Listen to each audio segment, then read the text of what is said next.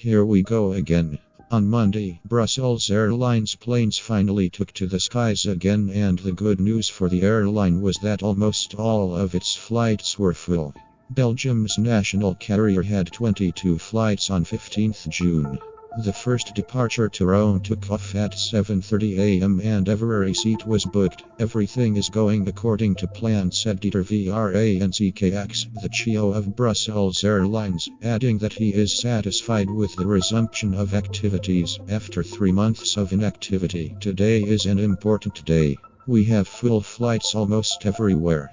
That is good. Passengers were made up of the usual business travelers and even a few keen tourists. Future bookings are increasing too, with people wanting or needing to move around again. They are increasing by almost 50% every week. There is a clear desire to travel, to discover other countries, to get out of Belgium, Vrancks said. Life in Europe is far from normal at the moment, but there is a sense that it is moving in the right direction. However, beyond the major health crisis, the continent still faces a deep and possibly prolonged recession of a magnitude not seen for nearly a century. A recession that will see businesses fold, substantial job losses, and mounting government debt. For months now, the EU and its member states have been debating a recovery plan. And tomorrow, EU leaders meet again to discuss the European Commission's plan to spend a whopping €750 billion to tackle the economic fallout, mostly made up of grants rather than loans. What's significant is that the money will be raised as shared European Union debt.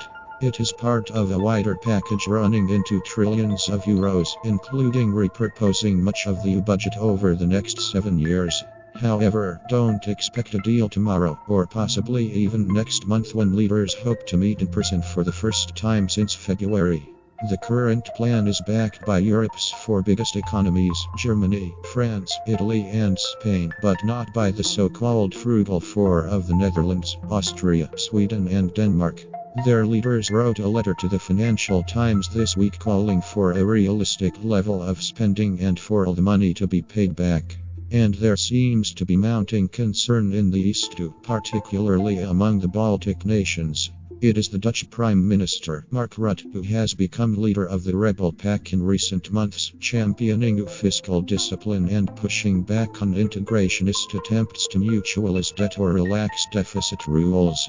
There is domestic pressure back home. His 4-party coalition no longer holds a majority in the Dutch parliament, and Eurosceptic forces have been quick to seize on any sign of compromise.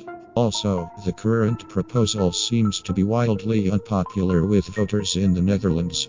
One poll found that 61% did not support the recovery plan. In fact, 4% of voters said they were happy with the proposal. It's not just Italy and France who have populists, we have them too, one Dutch diplomat quipped. Europe needs a recovery plan. Failing to achieve one would not just damage solidarity but also the Eurozone and maybe even the EU, irrevocably. It would tear at the seams of the Union and, undoubtedly, prolong what will be a very deep recession. But can a deal be struck? The sheer complexity of the proposals will take member states time to digest, but for Brussels it is the complex competing interests which are the most troubling, with fears they might be too great to overcome.